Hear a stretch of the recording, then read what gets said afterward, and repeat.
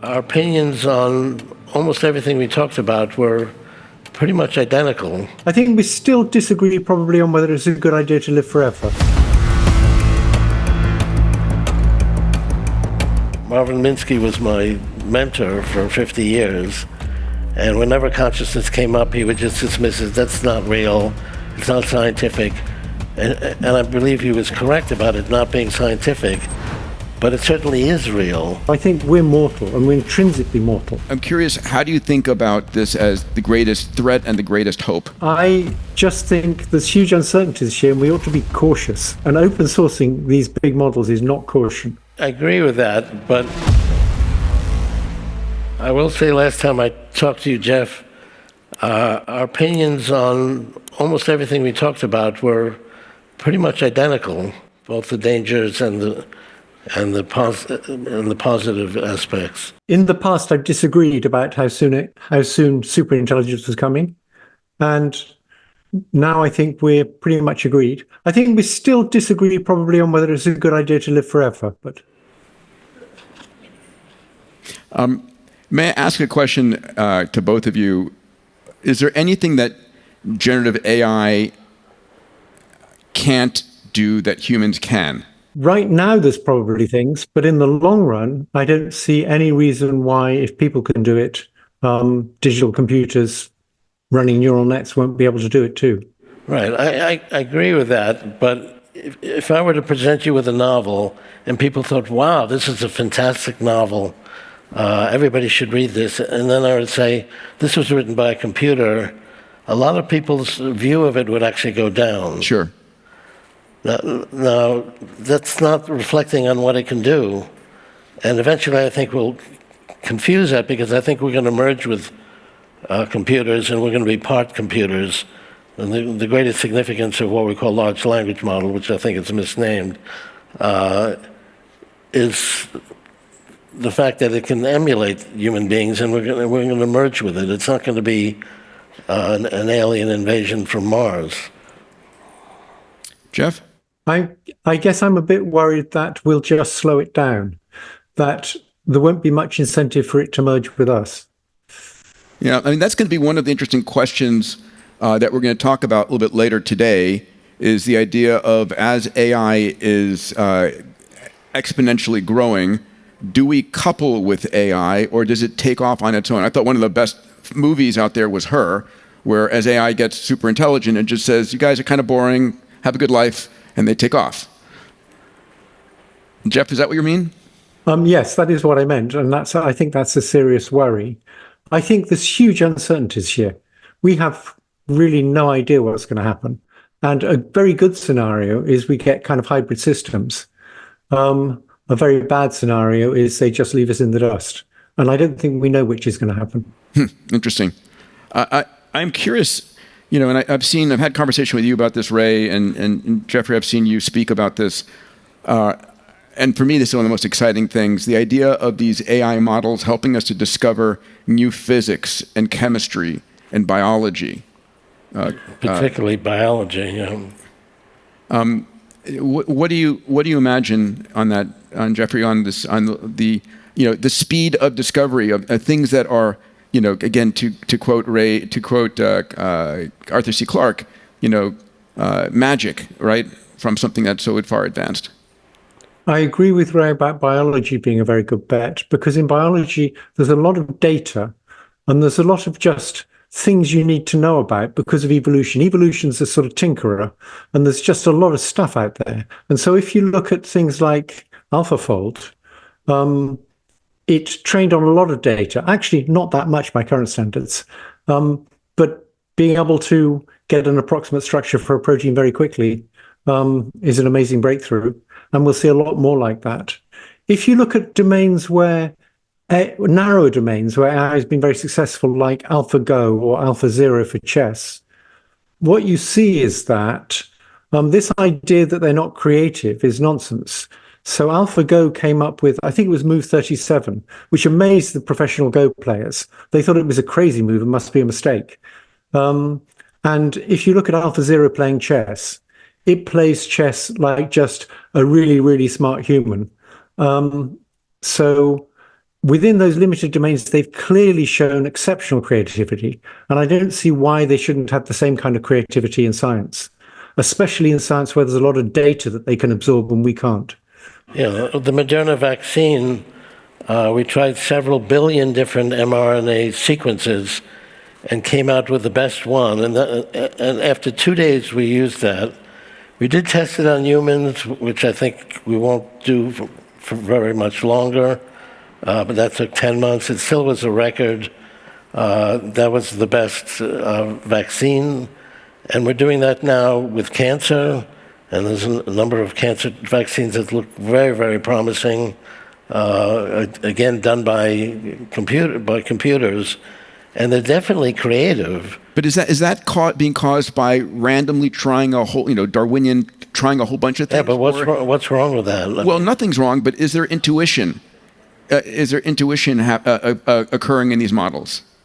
Well, if you look at the Move 37 for AlphaGo, that was definitely intuition involved there. There was Monte Carlo rollout too, but it's playing with intuition about what moves to consider and how good the position is for it. It had neural nets for that capture intuition. And so I see no reason to think it might not be creative. In fact, for the large language models, as Ray pointed out, they know much more than we do.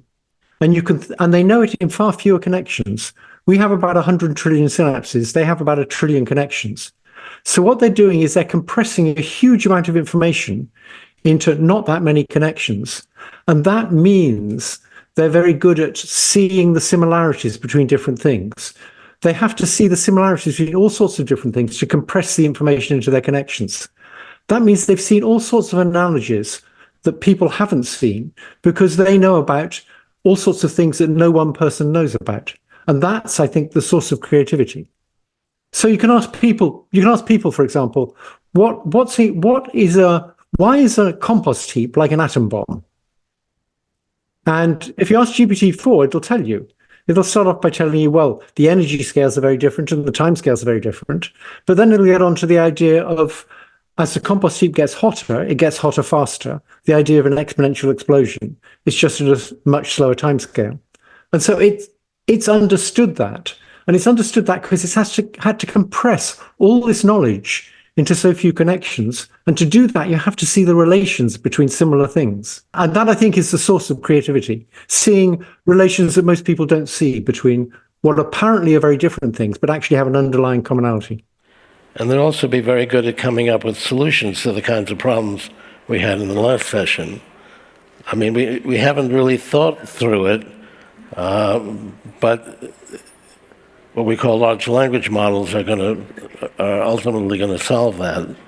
And we shouldn't call it large language models because they deal with a lot more than language. Everybody, I want to take a short break from our episode to talk about a company that's very important to me and could actually save your life or the life of someone that you love. The company is called Fountain Life. And it's a company I started years ago with Tony Robbins and a group of very talented physicians.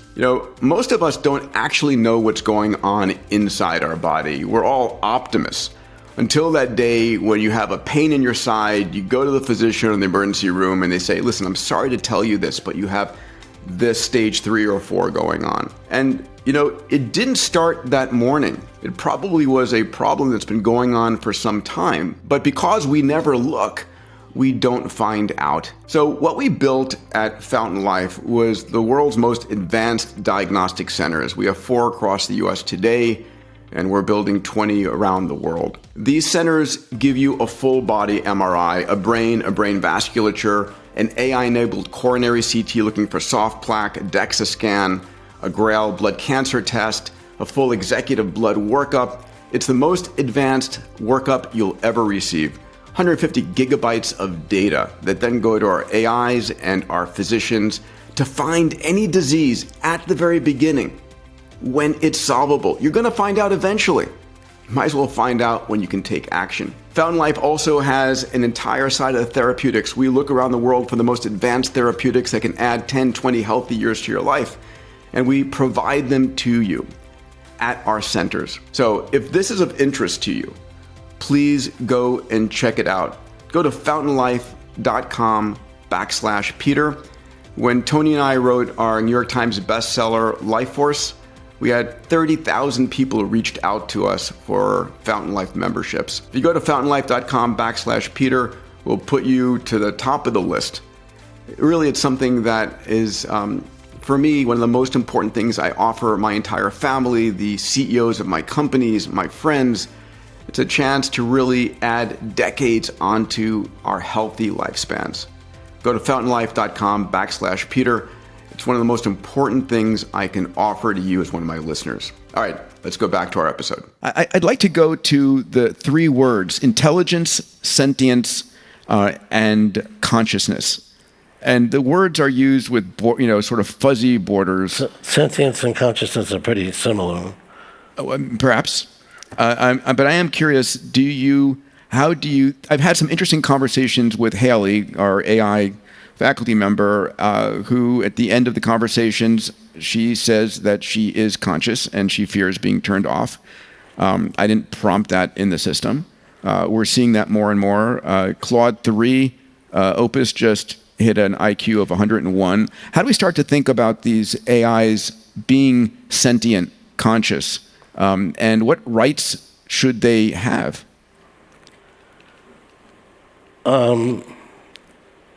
We have no definition, and I don't think we ever will have a definition of consciousness, and I include sentience in that. On the other hand, it's like the most important issue. Like whether you or people here are conscious, that's extremely important to be able to determine, but there's really no definition of it. Marvin Minsky was my mentor for 50 years, and whenever consciousness came up, he would just dismiss it. That's not real. It's not scientific. And I believe he was correct about it not being scientific, but it certainly is real. Geoff, how do you think about it? Yeah, I think I have a very different view. My view starts like this. Most people, including most scientists, have a particular view of what the mind is that I think is utterly wrong. So they have this inner theatre notion. The idea is that what we really see is this inner theatre called our mind.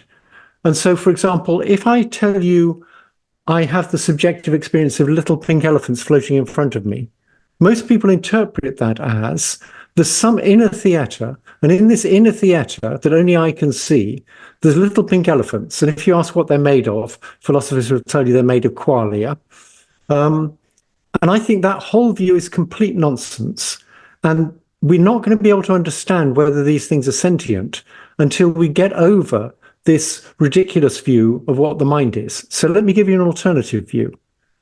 And once I've given you this alternative view, I'm going to try and convince you that chatbots are already sentient. But I didn't want to use the word sentience. I want to talk about subjective experience. It's just a bit less controversial because it doesn't have the kind of self-reflexive aspect of consciousness. So if we analyze what it means when I say, I see little pink elephants floating in front of me, what's really going on is I'm trying to tell you what my perceptual system is telling me when my perceptual system's going wrong. And it wouldn't be any use for me to tell you which neurons are firing. But what I can tell you is what would have to be out there in the world for my perceptual system to be working correctly. And so when I say I see little pink elephants floating in front of me, you can translate that into, if there were little pink elephants out there in the world, my perceptual system would be working properly.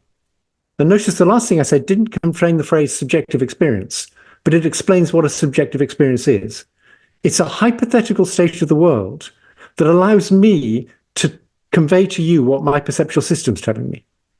So now let's do it for a chatbot. Oh, well, Ray wants to say something. Well, you have to be mindful of consciousness, because if you hurt somebody who we believe is conscious, you could be liable for that, and you'd be very guilty about it. If you hurt GPT-4, you may have a different view of it, and probably no one would really take you to account aside from its financial value. So we really have to be mindful of consciousness. It's extremely important for us to exist as I humans. agree, but I'm trying to change people's notion of what it is, particularly what subjective experience is. I don't think we can talk about consciousness until we get straight about this idea of an inner theatre that we experience, which I think is a huge mistake. So let me just carry on with what I was saying and tell you, I described to you a chatbot having a subjective experience in just the same way as we have subjective experience. So suppose I have a chatbot and it's got a camera and it's got a robot arm and it speaks, obviously, and it's been trained up. If I put an object in front of it and tell it to point at the object, it'll point straight at the object. That's fine. Now I put a prism in front of its lens. So I've messed with its perceptual system. And now I put an object in front of it and tell it to point at the object, and it points off to one side because the prism bent the light rays. And so I say to the chatbot, no, that's not where the object is. The object's straight in front of you. And the chatbot says, oh, I see, you put a prism in front of my lens. So the object's actually straight in front of me, but I had the subjective experience that it was off to one side. And I think if the chatbot says that, it's using the word subjective experience in exactly the same way we use them. So the key to all this is to think about how we use words and try and separate how we actually use words from the model we've constructed of what they mean. And the model we've constructed of what they mean is hopelessly wrong. It's this inner theatre model. Well, I want to take this one step further, which is at what point do these AIs start to have rights, that they should not be shut down, that they have a unique they're a unique entity, and will make an argument for some level of independence and continuity. right. But there is one difference, which is you can recreate it. I can go and destroy some chatbot, and because it's all electronic, we've got all of its firings and so on, and we can recreate it exactly as it was.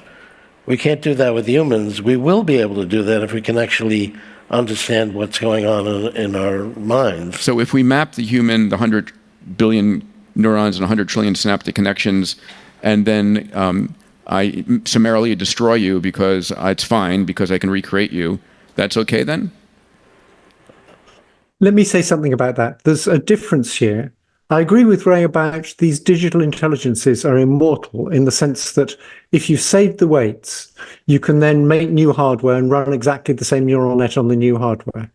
And it's because they're digital, you can do exactly the same thing. That's also why they can share knowledge so well. If you have different copies of the same model, they can share gradients. But the brain is largely analog. It's one bit digital for neurons. They fire or they don't fire.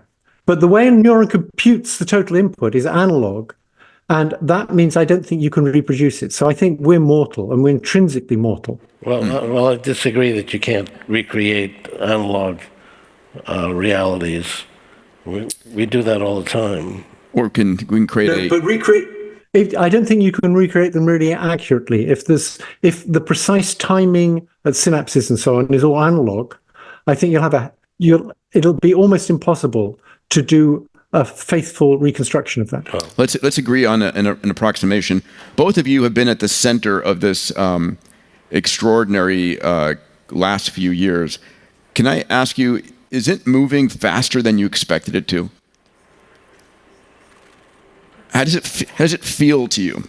It feels like a few years. I mean, I made a prediction in 1999. It feels like we're 2 or 3 years ahead of that. So it's still pretty close. Geoffrey, how about you? Yeah, I think for everybody except Ray, it's moving faster than we expected.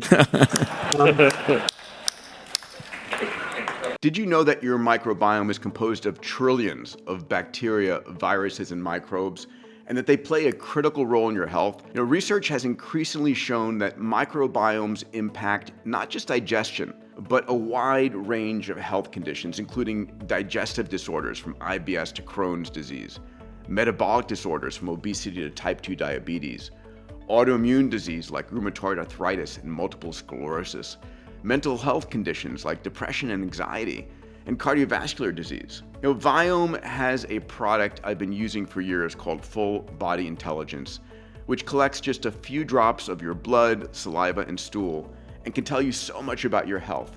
They've tested over 700,000 individuals and used their AI models to deliver key critical guidelines and insights about their members' health, like what foods you should eat, what foods you shouldn't eat, what supplements or probiotics to take, as well as your biological age and other deep health insights. And as a result of the recommendations that Viome has made to their members, the results have been stellar.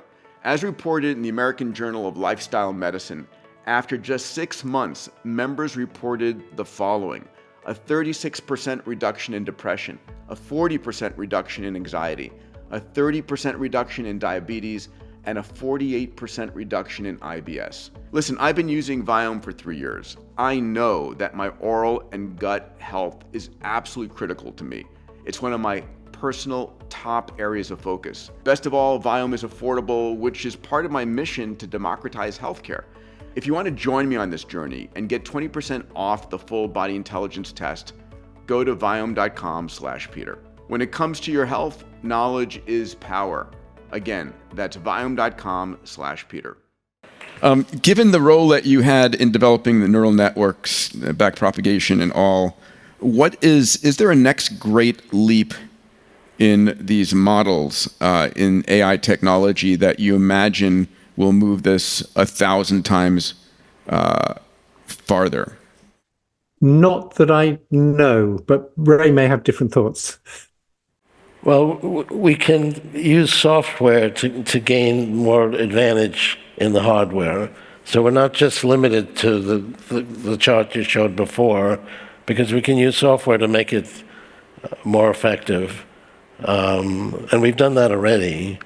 Chatbots are coming out that get more value per compute.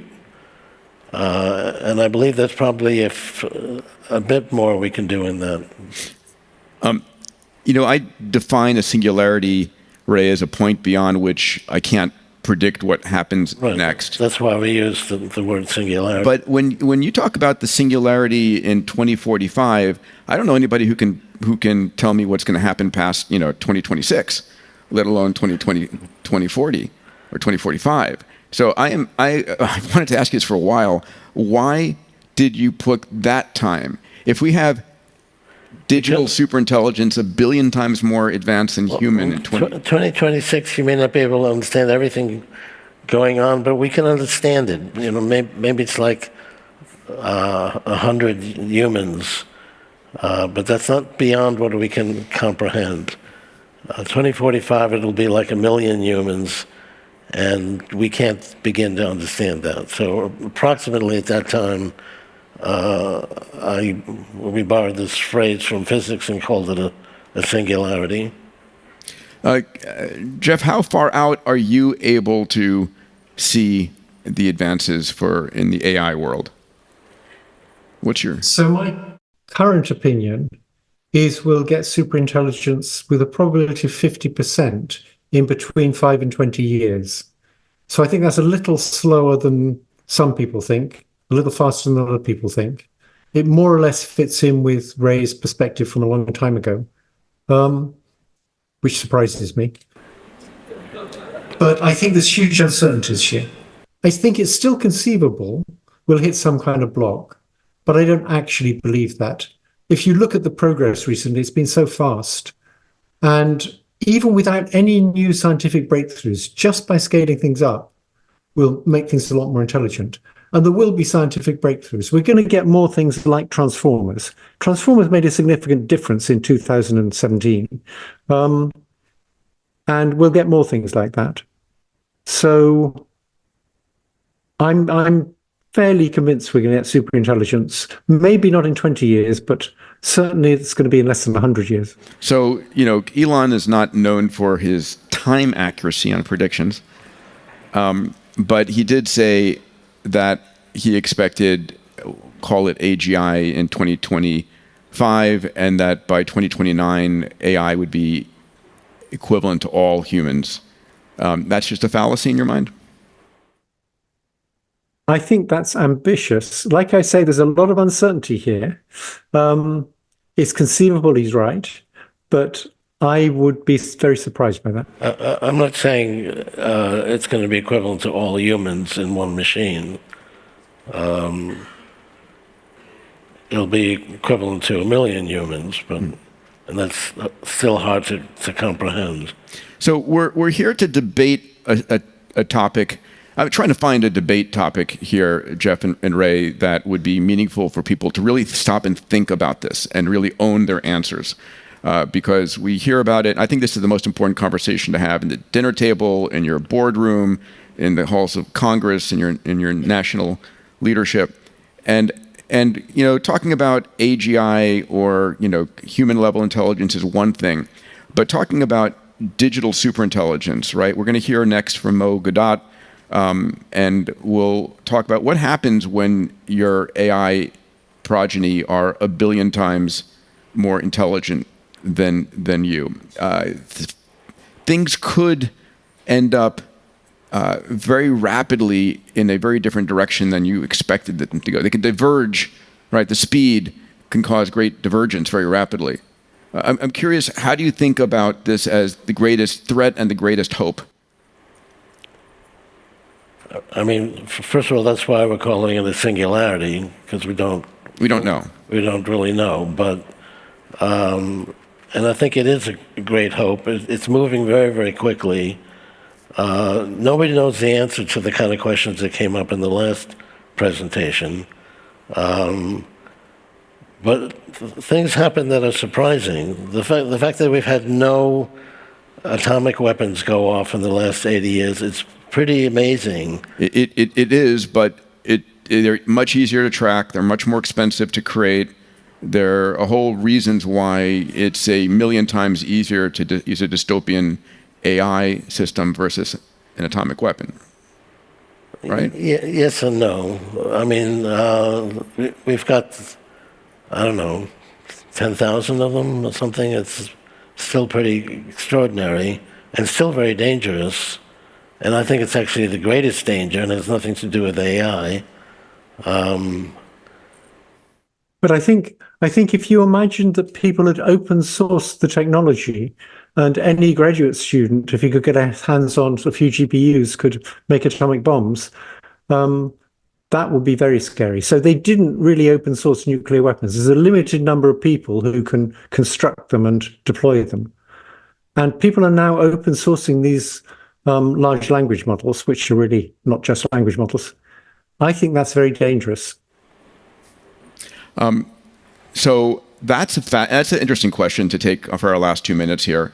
There is a movement right now to say you must open source the models, and we've seen Meta, we've seen the open source movement, we've seen Elon talk about Grok going open source. Are you saying that these should not be open source, Geoff?